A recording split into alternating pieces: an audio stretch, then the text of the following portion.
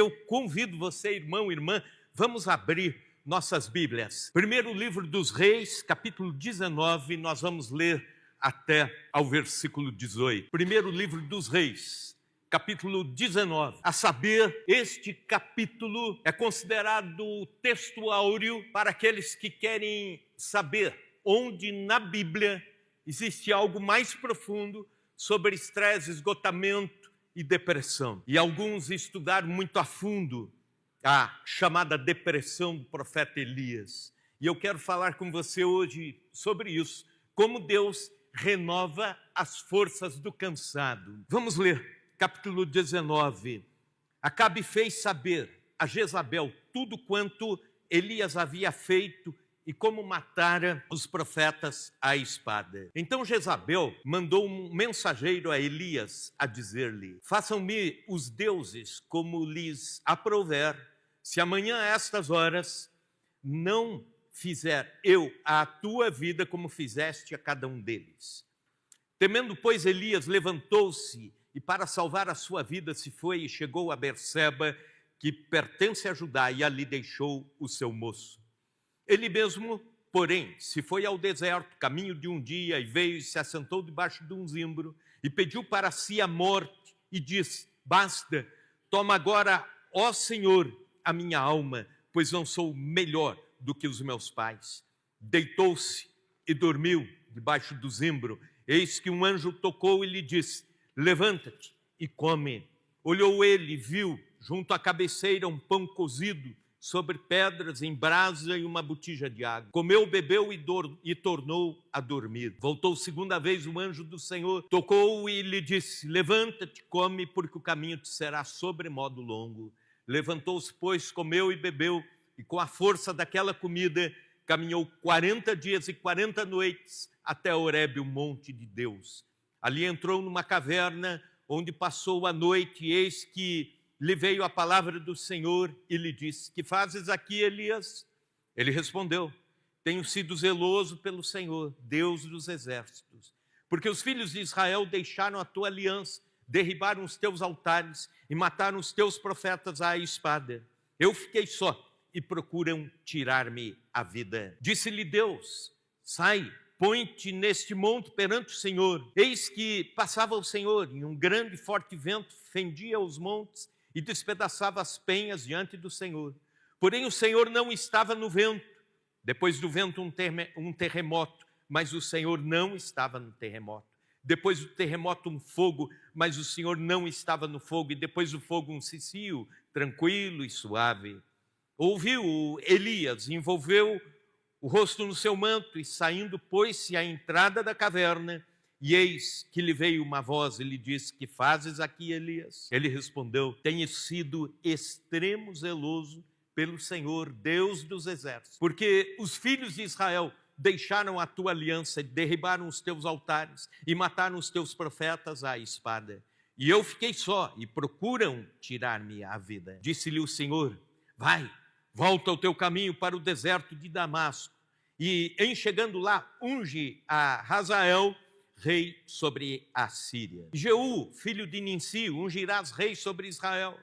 E também Eliseu, filho de Safate, de Abel-Meolá, ungirás profeta em teu lugar. Quem escapar à espada de Hazael, Jeú matará. E quem escapar à espada de Jeú, Eliseu matará. Também conservei em Israel 7.000, todos os joelhos que não se dobraram a Baal, toda a boca que não o beijou. Estresse é um termo muito comum em nossos dias.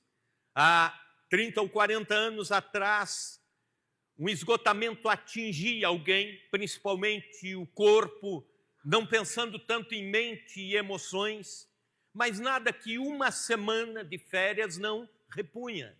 Hoje há um crescente número de pessoas profundamente esgotadas, mesmo que um mês, mesmo que 2 meses de afastamento, não conseguem se colocar novamente dentro das suas funções mentais, espirituais, emocionais.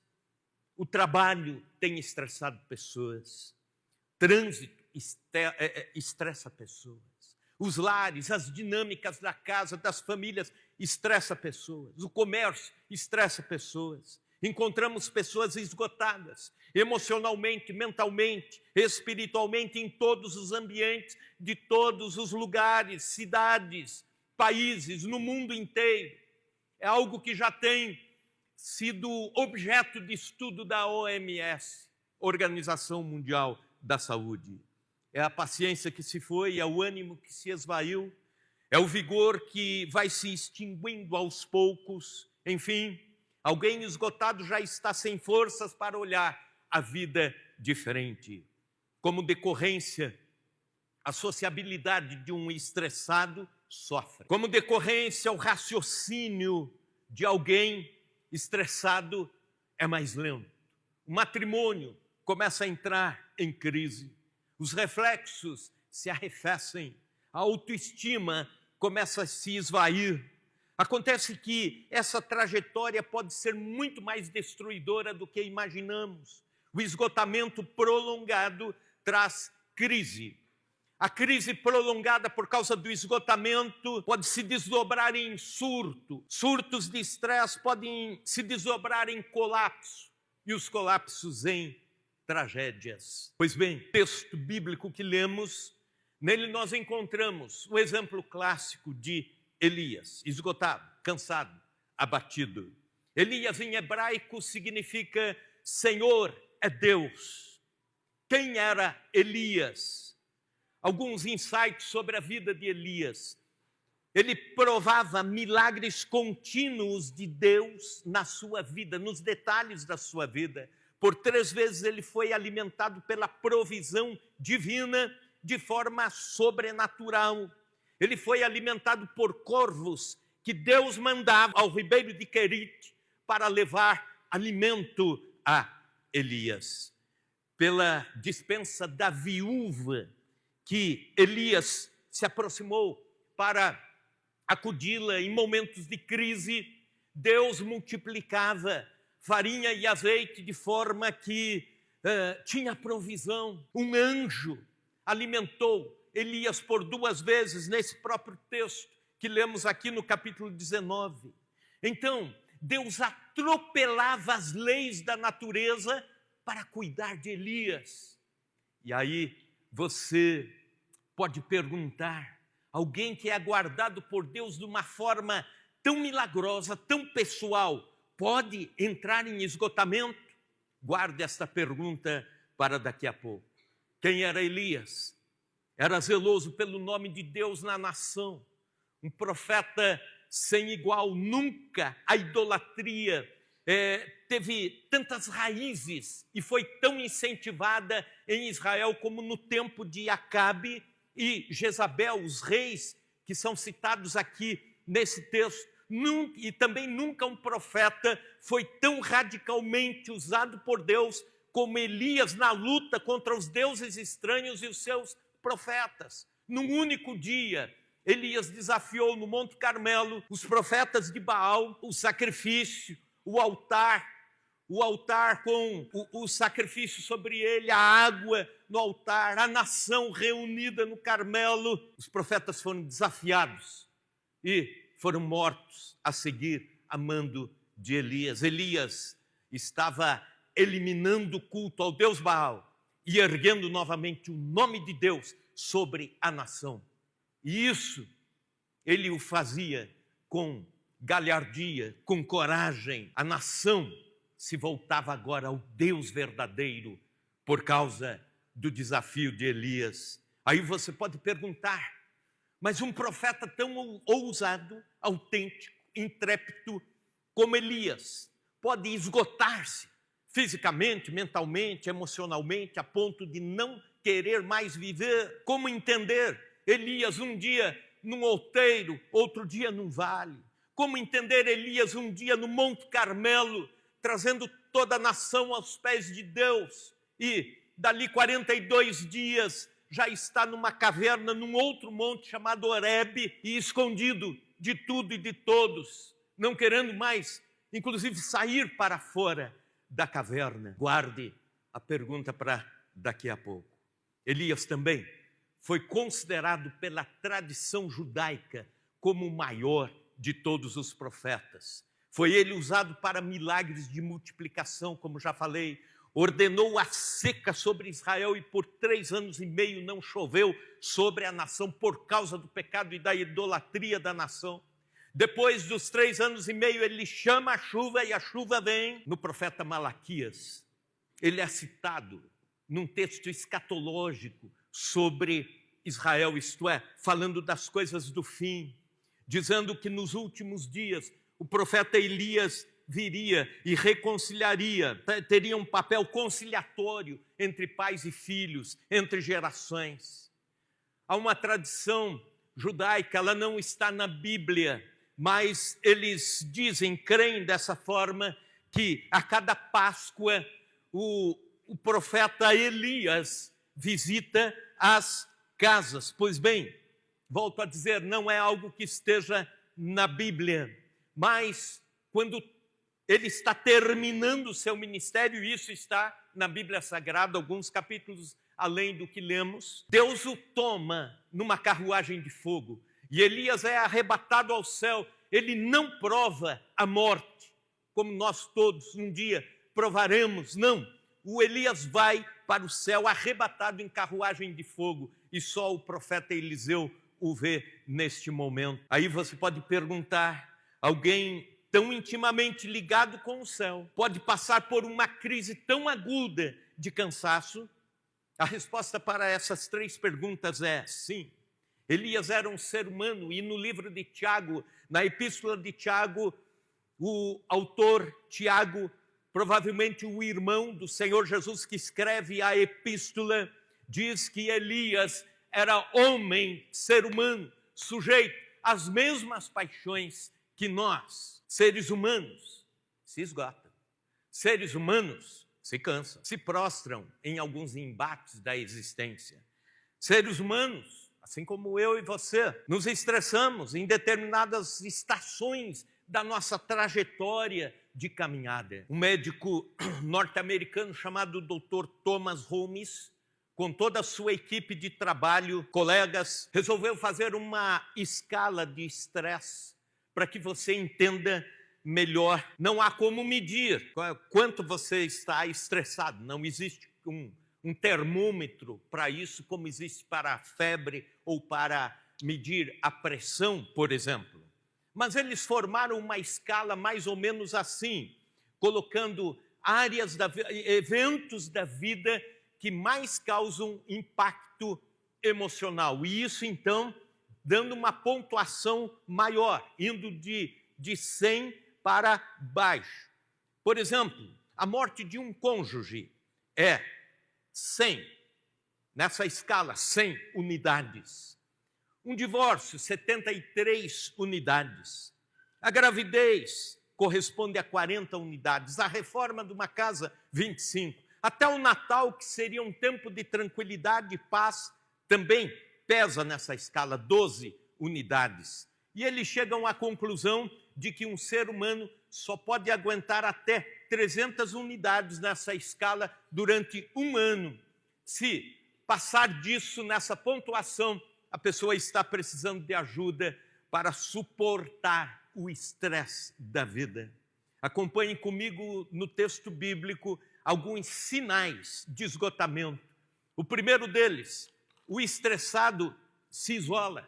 Versículo 3, temendo, pois, Elias levantou-se para salvar a sua vida, se foi e chegou a Berseba, que pertence a Judá. E ali deixou o seu moço. Quem era o moço? Os profetas andavam sempre acompanhados de discípulos de profetas. Onde iam, as viagens onde iam, para onde se deslocavam, tinham moços que iam aprendendo o ofício da liderança espiritual sobre a nação e iam acompanhando o profeta. E a Bíblia diz que o Elias chega num determinado lugar, deserto de Berseba, e ele deixa ali o seu discípulo, o seu servidor, abandona e segue sozinho.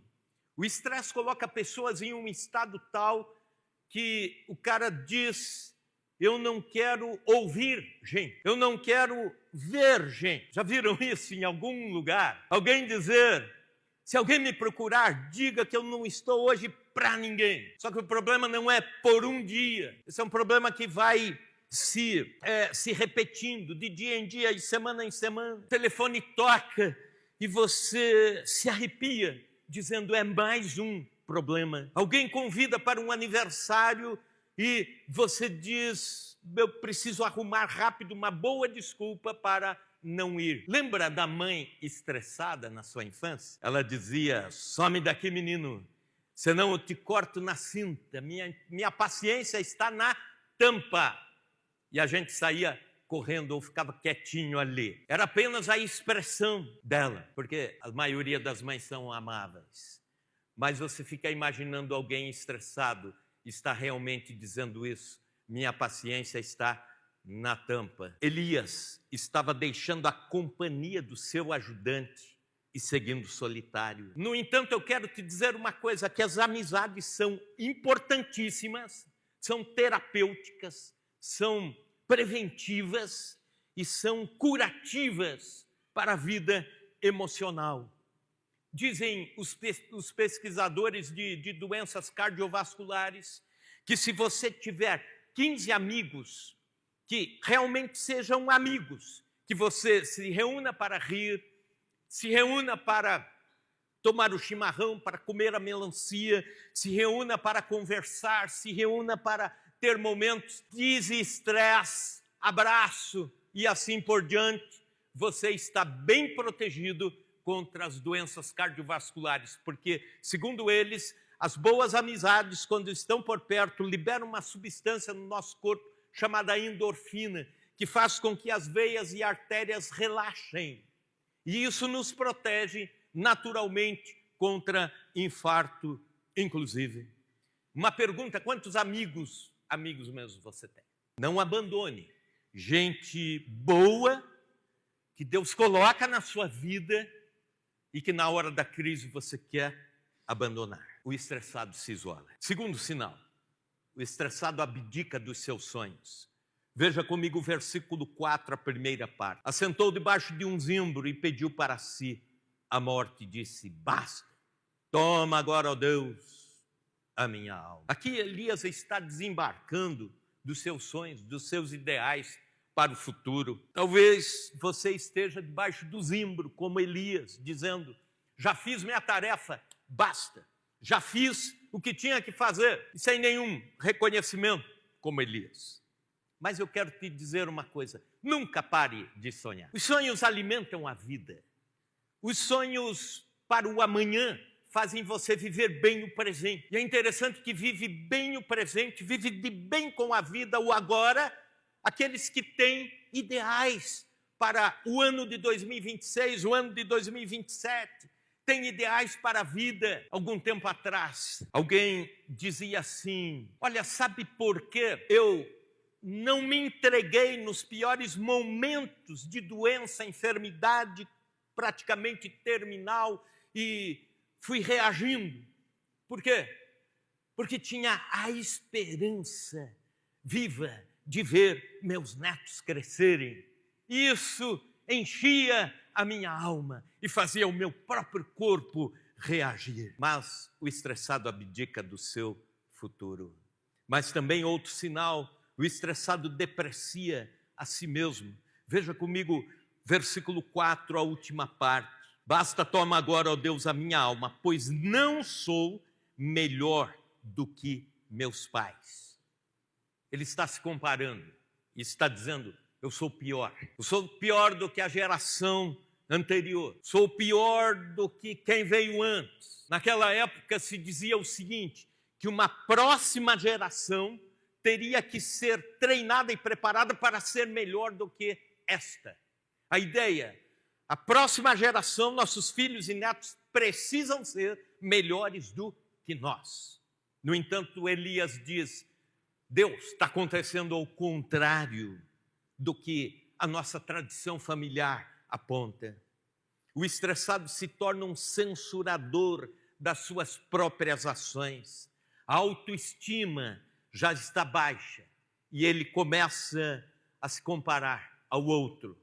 Alimenta sentimento de inferioridade. Alguém esgotado sente-se inútil, sem senso de pertencimento. Também, outro sinal, o estressado se decepciona com facilidade. Veja comigo o versículo 10. Ele respondeu, duelando com Deus, naturalmente: tenho sido zeloso pelo Senhor, Deus dos exércitos, porque os filhos de Israel deixaram a tua aliança, derribaram os teus altares e mataram os teus profetas à espada.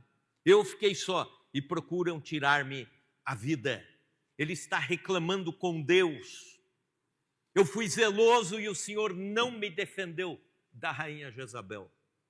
Ela quer tirar minha vida. Eu fui zeloso pelo teu nome lá no Monte Carmelo. Levei a nação ao Senhor e levei a pior. Alguém estafado pode acumular decepções, algumas delas fantasiosas, irreais. Parece ficar sem a salvaguarda da proteção contra o pessimismo, contra a decepção, contra a frustração. Muitos se cansam e, a seguir, começam a se decepcionar com o cônjuge, com os filhos, com a religião, com parentes, com amigos, até com Deus. Como Elias, duvidam da bondade dos outros e duvidam da bondade de Deus. Não conseguem sequer ver o amor de Deus sobre a sua vida. Acabam duvidando da justiça de Deus. Eu sou leal a Deus, olha o que eu recebo. É isso que Elias está dizendo. Eu fui fiel à minha missão e o Senhor está sendo infiel com a recompensa e com cuidar de mim no pós a minha missão do Carmelo. Quinto, o estressado se torna pessimista. Versículo 10 ainda. E eu fiquei só e procuram tirar-me a vida. Se você vê o versículo 18, Deus corrige o Elias, dizendo: Elias, você não está só. Eu levantei 7.000 lá em Israel que pensam como você, estão com você, estão na mesma luta contra a idolatria, estão na mesma luta para honrar o nome do Deus verdadeiro sobre a nação. E você diz: estou só. Então são 7.001, e no entanto ele diz: eu estou sozinho, porque ele não os via. E eu te explico por quê. O pessimismo de alguém esgotado coloca lentes seletivas nos olhos, está como que vendo a vida apenas pelo lado núbio, lado ruim. O pessimista avalia a vida a partir das suas emoções doentias. O raciocínio do pessimista não é racional, é emocional apenas. Uma escritora brasileira diz: a pressa é inimiga da perfeição, mas o estresse é inimigo da razão. Dizem que o pessimista reclama porque existem espinhos nas rosas, enquanto que o otimista é grato porque existem rosas nos espinhos. Esse era o quadro de Elias. Pergunto, talvez seja o seu quadro, não? É o quadro de muitos. Como sair do esgotamento? Agora, algumas orientações bíblicas aqui. Se falamos sobre a seriedade do problema, observe o que vem a seguir. Reanime-se no Senhor. Reanime-se no Senhor. Mas como isso? Em primeiro lugar, reanime-se sendo sensível ao toque de Deus. Versículos 5 indo até o 8. Deitou-se, dormiu debaixo do zimbro, e eis um anjo o tocou e lhe disse: levanta e come. E aí ele levantou, comeu, bebeu e tornou a dormir. Versículo 7, voltou a segunda vez o anjo do Senhor e tocou-o. Ele disse: levanta-te, come, porque o caminho te será sobremodo longo. O anjo do Senhor toca Elias. Observe que por duas vezes isso acontece. Por vezes nós precisamos da presença manifesta de Deus, através de alguns insights que Deus dá para a gente. Temos a presença de Deus e sabemos disso. As promessas de Deus nos falam sobre Ele presente até o último dia da nossa existência, Ele presente na igreja, Deus presente no cotidiano de qualquer dos seus servos ou servas. Temos a palavra de Deus que nos garante isso, temos a palavra de Deus que nos conforta e nos consola, mas há momentos em que nós precisamos mais do que isso. Precisamos de algo um pouco mais próximo, mais real, palpável. O toque de Deus renova as forças. É impressionante a linguagem do toque ao longo da Bíblia. O toque de Deus nos fala da sensibilidade de Deus em se comunicar conosco. Do primeiro ao quinto dia da criação, Deus formou todas as coisas com a palavra, a ordem emitida de Deus sobre a natureza. A ordem de Deus era: haja luz e houve luz. Haja luminares, houve luminares. Deus ia dizendo haja e havia. Mas no sexto dia, quando ele cria o ser humano, ele não diz haja ser humano, haja homem, haja mulher. Não, ele nos cria com o toque das suas mãos. Aleluia. Ele nos cria com os seus dedos. Ele nos faz. Nos evangelhos, nós encontramos o toque de Jesus, que curava, libertava, reanimava, eliminava o medo. Jesus curou um leproso com o toque das suas mãos. Jesus curou a sogra de Pedro com o toque das suas mãos. Jesus curou um surdo, profundamente surdo, com o toque sobre os seus ouvidos. Jesus ressuscitou o filho da viúva de Naim, tocando sobre o corpo inerte e trazendo-lhe a vida. A mulher com hemorragia tocou na orla do vestido de Jesus e Jesus disse: alguém me tocou, porque de mim saiu virtude. Portanto, a linguagem do toque. Os discípulos amedrontados, e Jesus toca sobre eles, lhes enchendo de coragem e bom ânimo. Li sobre um soldado que estava na Segunda Guerra Mundial, um soldado norte-americano, e bem próximo dele caiu uma granada. Esse soldado imediatamente foi acudido, socorrido, mas ele ficou cego, surdo e mudo. Portanto, perdeu os sentidos principais. Mas, durante o tempo de hospital, ele começou a sentir um toque nas suas mãos. Era a enfermeira que cuidava dele. E ambos desenvolveram a linguagem do toque, de forma que, de algum jeito, começaram a entender o outro, começaram a se entender pelo toque nas mãos. E depois, a linguagem do toque se tornou afetiva, de forma que eles vieram a casar e constituir família. Descobriram que podiam se comunicar com a linguagem do toque. Segundo lugar, reanime-se derramando suas frustrações perante o Senhor. Versículos 9 e 10. Ali entrou numa caverna onde passou a noite, e eis que lhe veio a palavra do Senhor, e lhe disse: que fazes aqui, Elias? Ele respondeu: a mesma reclamação. Tenho sido zeloso pelo Senhor Deus dos exércitos, porque os filhos de Israel deixaram a tua aliança, derribaram os teus altares, mataram os teus profetas à espada, e eu fiquei só, e procuram tirar-me a vida. Quando reclamamos diante de pessoas as nossas dores, corremos o risco de murmurar, corremos o risco de nos expor ou expor o nome de alguém. Corremos o risco de semear no campo da amargura. No entanto, quando derramamos nossas mazelas aos pés do Senhor, por mais difícil que isso seja e por mais que elas sejam dolorosas para nós, Deus nos ouve, Deus nos compreende e Deus nos restaura. Elias não estava reclamando ao léu da sorte não estava reclamando à nação sobre o seu momento, mas aos pés do Senhor. A pergunta é: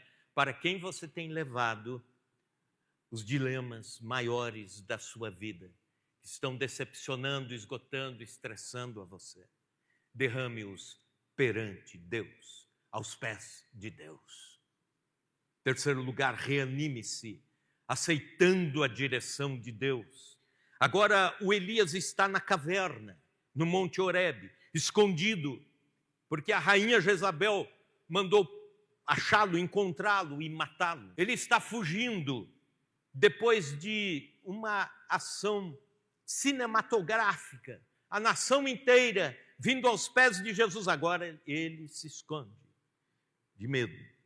Versículo 11, disse-lhe Deus: sai, põe-te nesse monte perante o Senhor. Eis que passava o Senhor, e um grande e forte vento fendia os montes e despedaçava as penhas diante do Senhor. Porém o Senhor não estava no vento. Depois do vento um terremoto, mas o Senhor não estava no terremoto. A palavra de Deus dizendo: sai e põe-te neste monte perante o Senhor. O que ele mais queria era ficar dentro da caverna. É o seu lugar de proteção. E Deus diz: Elias, sai, fora, para fora. O tratamento de Deus inicia-se fora das nossas cavernas da vida. Grande parte dos imperativos de Deus nos tiram para fora da nossa zona de conforto. Mas alguém disse uma coisa interessante: você sempre estará certo se estiver na direção que Deus te colocou. Você pode até estar na contramão da sociedade, você está certo, se Deus te colocou ali. E Deus está dizendo para ele: Elias, sai da caverna, porque o que vai decorrer na sua vida daqui para frente é fora da caverna. Fique onde Deus irá passar, fique onde Deus está ordenando, fique onde Deus está agindo. Um grande pregador do passado chamado A.W. Tozer dizia o seguinte, pregando a pastores: trabalhe onde Deus está trabalhando, porque nós temos a tentação, líderes, pastores, presbíteros, de em algum momento irmos atrás das nossas ideias, dos nossos detalhes. E ele diz: trabalhe onde Deus está trabalhando. Tem certeza da direção de Deus. Então reanime-se, aceitando a direção de Deus para a sua vida. Reanime-se ouvindo Deus. Versículos 11 ainda. Ele ouve Deus. Deus não estava no vento. Deus não estava no terremoto. Versículo 12, depois do terremoto um fogo, mas o Senhor não estava no fogo. Depois do fogo, um cicio tranquilo e suave. Ouvindo Elias, envolveu o rosto no manto e saindo pôs-se à entrada da caverna. E eis que veio uma voz e lhe disse: que fazes aqui, Elias? Reanime-se ouvindo Deus. Por muitas vezes na vida, Elias já ouvira a Deus. Por quê? Porque ele era um profeta. Por quê? Porque ele era o maior dos profetas. Mas agora os seus ouvidos estavam contaminados pelo estresse, pelo esgotamento. Ele ouvia a voz do seu cansaço e não a voz de Deus. Agora ele precisava reeducar os seus ouvidos para ouvir Deus. Agora ele precisava recondicionar sua audição espiritual. Nos momentos de cansaço, você corre o risco de ouvir o pessimismo, a autocrítica, o ativismo e tantas outras coisas. E Deus continua querendo falar com você, mas não consegue, porque seus ouvidos estão agravados, tapados, estão ouvindo outros ruídos. Deus fala de muitas formas. Por exemplo, Deus fala de forma estrondosa. Salmo 29, a voz do Senhor ouve-se sobre as águas, a voz do Senhor troveja, o Senhor está sobre as muitas águas. O Salmo continua dizendo: a voz do Senhor é poderosa, é cheia de majestade, a voz do Senhor quebra os cedros, sim, o Senhor despedaça os cedros do Líbano, faz-os saltar como bezerros, o Líbano e Sirion como filhos do unicórnio. A voz do Senhor despede chamas de fogo, a voz do Senhor faz tremer o deserto, sim, o deserto de Cádiz. A voz do Senhor faz parir as corças, desnuda os bosques, e no seu templo tudo diz glória. A voz estrondosa e majestosa de Deus se faz ouvir quando estamos adorando, glorificando, orando a Deus. Mas quando você está esgotado, exausto, extenuado, você precisa ouvir, como Elias, o sussurro amoroso de Deus. Aí o texto diz: passa um vendaval, Deus não está no vendaval. Passa um terremoto, Deus não está no terremoto. Passa o fogo, Deus não está no fogo. Mas aí vem um cicio suave e ele sai da caverna. O cochichar cheio de afeto de Deus aos seus ouvidos. Em quinto lugar, reanime-se, sabendo, ainda há muito trabalho pela frente. Versículos 15 e 16. Disse-lhe o Senhor: vai, volta o teu caminho para o deserto de Damasco, e em chegando lá, unge a Azael, rei sobre a Síria. Que ordem estranha Deus dá, dizendo: unge o rei do país inimigo, vizinho, que mais tarde vai oprimir a nossa nação. Mas é Deus mandando o profeta. E ele dá outra ordem, dizendo: a Jeú, filho de Ninsi, ungirás rei sobre Israel.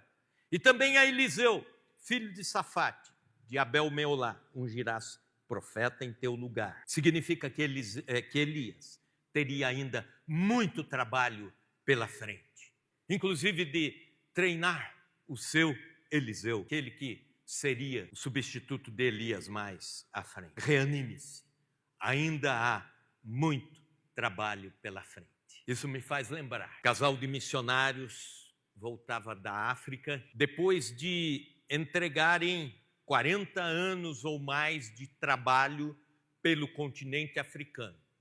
Foram para lá ainda jovens, treinados pela missão, e por lá ficaram algumas viagens, voltando ou indo, mas chega um momento que, pela idade, a agência missionária já os traz de volta para o país, Inglaterra. Eles vêm no navio com boas lembranças de tudo que Deus fez no campo missionário. Quando eles vão chegando próximo ao porto, eles observam que no cais há uma banda de música tocando, há homens de terno e gravata, mulheres bem vestidas, e eles se entreolham e dizem: pessoal da igreja veio nos receber com alegria pelos anos que nós passamos na África como missionários, pelos frutos que lá colhemos, pela obra de Deus que foi feita naquele continente. O navio vai chegando, atraca, e quando eles pegam a bagagem, já não existe mais a banda de música ali,